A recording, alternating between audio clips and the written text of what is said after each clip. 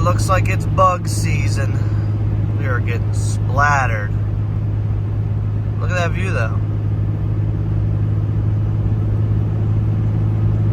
We're on 68 West. Headed west. First stop, Indiana. Second stop, Illinois. Third stop, Ohio. Fourth stop, home. I'll try to remember to put the actual location on here. Drop a pin on a map to show you guys. If you travel 68, it's called Oak Barrel Cafe. We hit this place all the time on the way to the lake, because the lake's that way. And it's off Interstate 68. But they have some of the best, like homemade, like cinnamon buns and pies and cakes. And they actually have like a cafe in there with like a full service like kitchen. You can get like sandwiches and all kinds of stuff. Last time I came through here, I got a chicken cordon bleu sandwich. It was delicious. So I'll drop that because there's not much here on 68. And it's a kind of a scary area because you're like getting up in the mountains. Once you get through Sidling Hill, there's not many gas stations. So they got fuel. It's a fuel stop. I'm just filling up now with diesel. And so it's a nice place to be able to stop. And then they also got, like, if you're on vacation, they got like beer and liquor and stuff too. We usually stop here and get a case of beer for the way up to the lake. But let's get some fuel here and continue west. Please don't yell at me for my windshield. I haven't stopped at a fuel station that has any squeegees today. Watch out, pothole on road ahead. Little mom and pops, but serious bridge work going on here. Rolling through, we just came through Charleston, West Virginia. Honestly, I've never really traveled this route more than probably 2 or 3 times, so it's nice to mix it up when you're out on the road.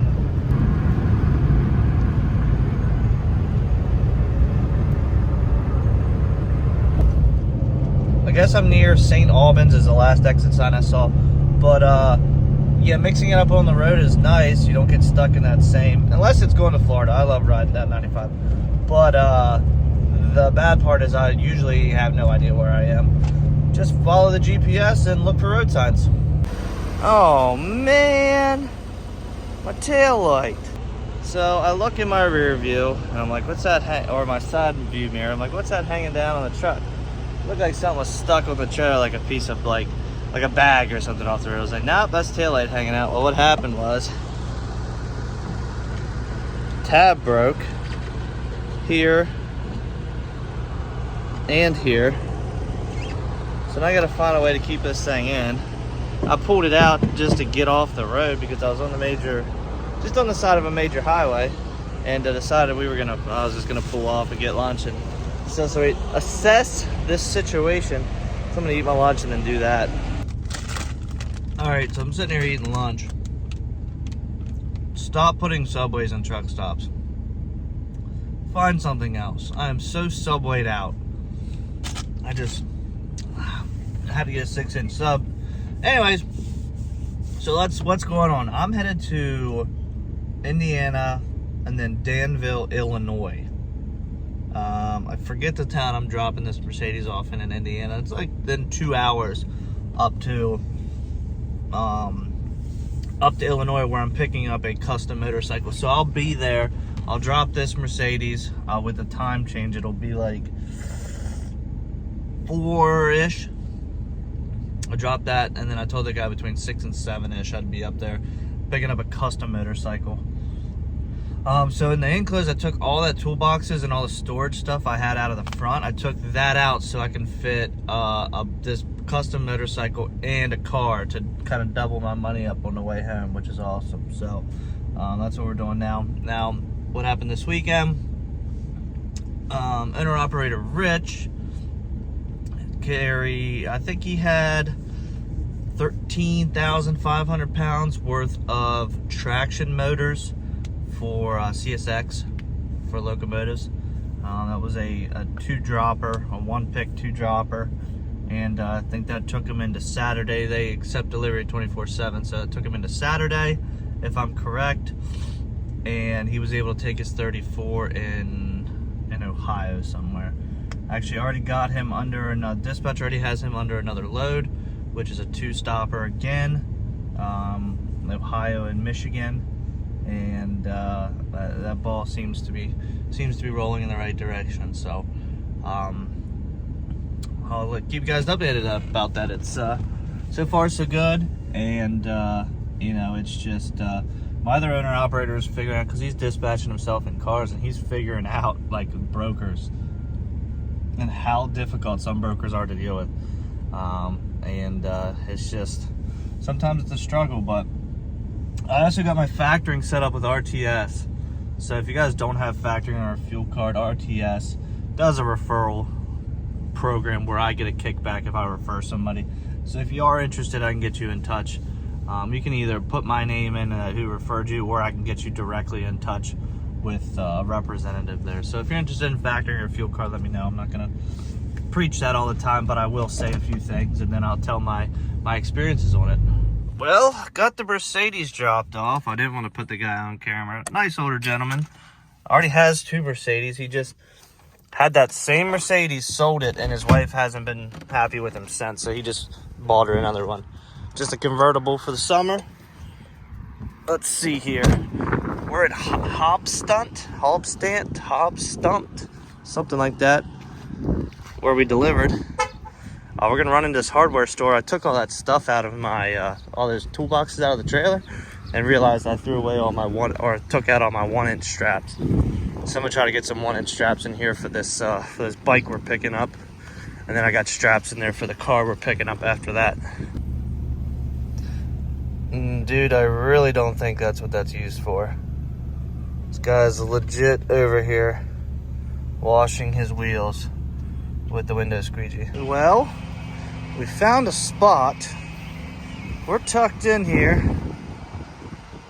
That guy's parked there, so nobody else can really block me in.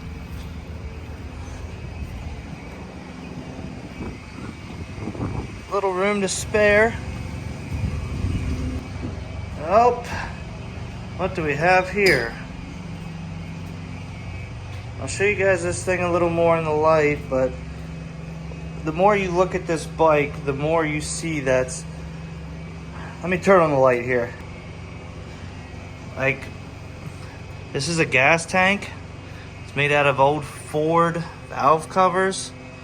It's air ride, so I got that strap pulling forward. That's just pushing down.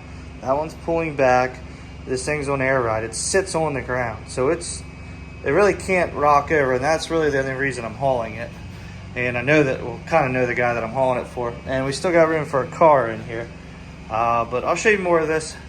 And just the details on this thing. Like, this is how you let the air out. It's like an air nozzle. It's just got like, just the amount of things you see. Like the gas cap is a piston. It's just unbelievable, all the stuff that's on it. Like, little crate, big tire on it, you know, fully functional brakes. It's cool. I'll show you more of it though, guys, because it's time for me to get a shower. So this is a 1.9 fuel stop. I guess it used to be like a Pilot Flying J. Somebody could probably tell me down in the comments below. I didn't do any research, but there we are, tucked back in the corner. Now, if Jason remembers to put this in here, I think we're in Covington, Indiana. Surprisingly, there was, all the showers were available. And this place probably only holds like 25 or 30 trucks. And there's just not much around here once you get out here. So I found this before earlier today, like around lunchtime, because I knew I would be, like, I was like 15 miles west of here, and I came back, and here we are. But showers were clean. I was pretty impressed. I mean, the only thing they have here is Arby's, and there's nothing else. You can't, like, you're literally right off the highway, and then there's nothing. This steakhouse actually across the street, but they're not open on Mondays, which they had really, really good reviews, which I'm kind of upset they're not open. I did get in late though, so I probably wouldn't have headed over there. being this late, but that's gonna do it. This guy's gonna block me in probably. Look at this. I mean, I guess I'll be able to get out, obviously, but until somebody else decides to come park behind him or something and I can't squeeze out of there. We'll see. I ain't worried about it. Also, not afraid to go beat on someone's door if they block me in at whatever, 3 o'clock in the morning when I get up tomorrow. I'm gonna finish my paperwork here. Make sure I have everything in line for the owner-operators as far as paperwork. I submitted factoring already today, so I might get to actually relax. We just bounced back in to Eastern time zone, so it's 8:45, and sun's just now going down. So we'll see you guys tomorrow. What do I get myself into? All right. I don't know much about them, but they're like old. They like used to use them for rally cars and stuff. They got a 2.3 liter turbo engine in them. I've never even heard of them, to be honest with you. And this is headed back to West Virginia for a friend of a friend, or co-worker of a friend, should I say. So definitely a little different. And then we got the bike still in here. Maybe there's a little better lighting. So this thing's got like flamethrower exhaust. It's there's the crate I was talking about. And you see it sits down on the frame. So it hasn't moved at all. And we're gonna squeeze this in here. Well, my calculations were correct. We have enough room. I actually got plenty of room.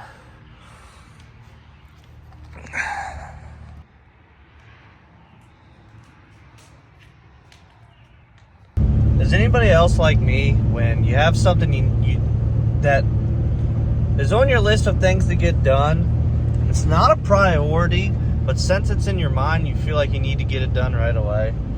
Like after all this 2-day trip, you know, I'm tired. But I feel the need to get home and wash this trailer. I've been using that new soap from Wash Chems. It's not sponsored or anything. I tried. Was a little less than impressed with their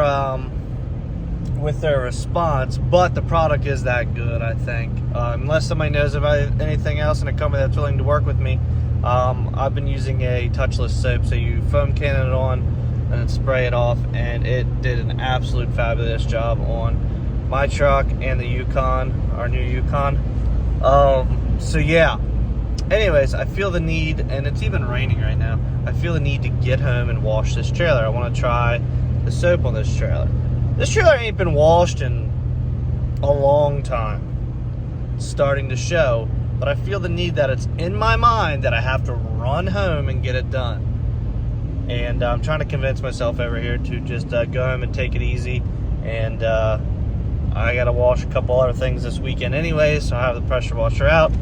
I want to get my truck washed. I want to get the horse trailer washed. I want to get this trailer washed. So maybe we'll just wait till then. But does anybody else have that problem?